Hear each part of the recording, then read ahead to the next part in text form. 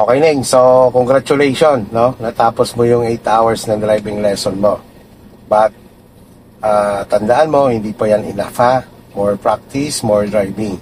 Hanggang ma-overcome mo yung driving talaga. So, since ikaw ay driver na ngayon, matatawag ka na driver kasi marunong ka na mag-operate ng isang automatic na sasakyan. But, hindi pa talaga siya certified. Kasi nga, wala pang driver's license. No? So, next step mo ay mag-a-apply na lang ng Pro. Okay? Good luck sa journey ng iyong driving. I-drive mo lang yan lang i-drive.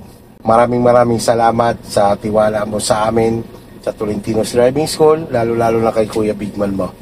Paalala ko lang sa'yo na pag nag-drive, dapat fit tayo. Mentally and physically fit. Ano?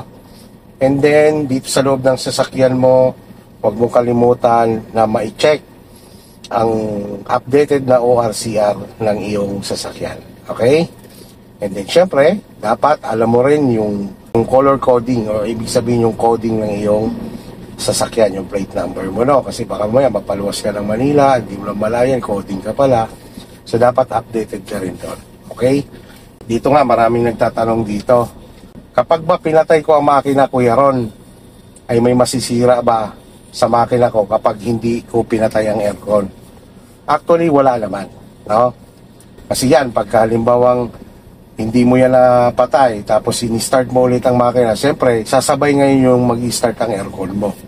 So, actually, hindi yan masisira sa isang beses. Pero pag lagi mo siyang ginagawa, pwede masira ang compressor mo. No? Kasi napupuwersa nga yung compressor mo. Huwag mong kalimutan ha, pag ginamit mo ito, hindi mo maiwasang hindi gamitin to. Pag gabi, madilim, gagamitin mo yan. Make sure lang na kapag tapos mo siyang gamitin, dapat mai-off mo siya. No? Kasi nga, kapag yan hindi mo na i-off at napatay mo ang makina, iniwan mo si sasakyan, na naka-on yan, pwede malobat ang battery mo. No?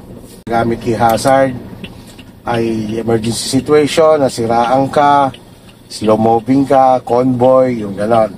So sa pagre-reverse naman, hindi naman siya big deal. I mean, kung nagre-reverse ka na hindi ka makapag-hazard, hindi naman para hulihin ka. So, hindi naman mandatory or ibig sabihin na may batas na pag hindi ka nakapag-hazard ay huhulihin ka.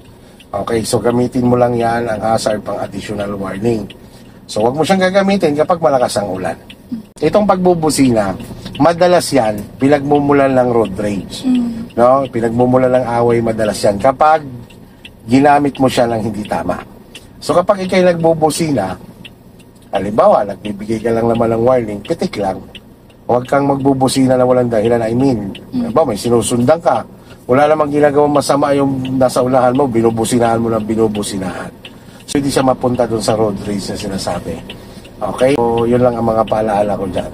Busina, yung pag-ilaw ng ilaw, yung ganon. So pwedeng magkaroon ng problema sa kalsada. Huwag pairali ng init ng ulo sa kalsada, habaan ang pasensya, magiging defensive driver lang palagi. Lalo-lalo na kapag nagdadrive ka sa Pilipinas. Alam mo naman ang ating kalsada. Okay? So, basta pag ikay nagdadrive sa Pilipinas, lagi mong baunin yung sinasabing mahabang pasensya. Okay? Maging mapagbigay, kailangan marunong ka magpaubaya.